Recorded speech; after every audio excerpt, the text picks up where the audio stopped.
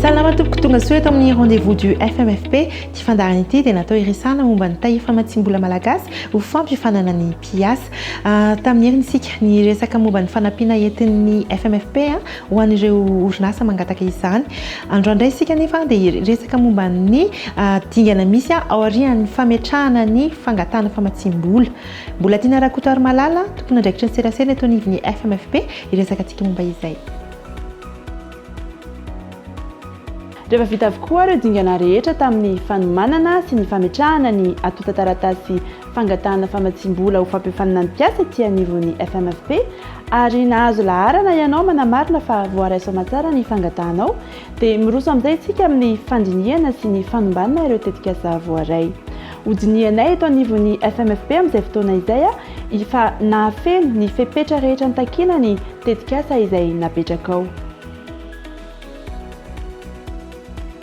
Eto ary dia horaisin'izy ireo amin'ny sampan'ny fandinihana, fanombanana sy ny fanarahany maso ny tetikasa izay voaray. Hojeren'izy ireo amin'izany voalohany indrindra ny kalitaon'ny tetikasa napetraka ireo mpangataka. Ohatra amin'izany ny programan'ny fiofanana, ireo mpiasa na ny tanora izay voakasika izany fiofanana izany, eo ihany koa ny fahaiza-manaony ireo mpampiofana sy ny sisa sy ny sisa. Manaraka izay hojeren'izy ireo ihany koa ny teti-bidin'ny tetikasa izay napetraka. Mitombina ve ary mifanaraka ny tetikasa izay kasaina atao ny teti-bidy atolotra. Rehefa vita ny fandinihana izay natao teto anivon'ny FMFP dia afaka alefa amin'izay any amin'ireo voamiera isan-tsehatra iombonana ny tetikasa izay voaray.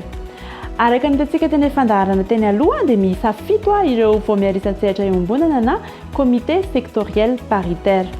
Izy ireo irery ihany no afaka manapaka ireo tetikasa izay afaka avatsian'ny FMFP vola. Isaky ny voamiera zany dia misy fivoriana izay ataon'izy ireo anapahany sy safidianana ireo tetikasa izay afaka avatsiana vola izay manakaiky indrindra ny paikady izay napetraka izy ireo. Rehefa vita ny fandinihana sy ny fivoriana eo anivon'ireo CSP tsirairay avy dia mampafantatra anay eto anivon'ny FMFP amin'izay izy ireo vondrona na orinasa izay nahazo ny famatsimbola na tsy nahazo kosa ny famatsimbola. Ho an'ireo izay tsy afaka nahazo ny famatsimbola dia ho ampafantarina an'izy ireo ny antony tsy nandraisan'ny CSP izany tetikasan'izy ireo izany mba ahafahany indray mamerina manatsara izany tetikasa izany ka mametraka izany indray amin'ny fiantsoana manaraka. Raha toa ianao ka tsy nanaraka ny fandaharana hatramin'ny voalohany dia azonao atao ny manaraka izany ao anatin'ny tambazotra serasera FMFP na anaty tranokala. Amin'ny herin'ny indray isika dia resaka momba ny fifanarahana sy ny famatsimbola miaraka amin'ny FMFP. Velomindray ary.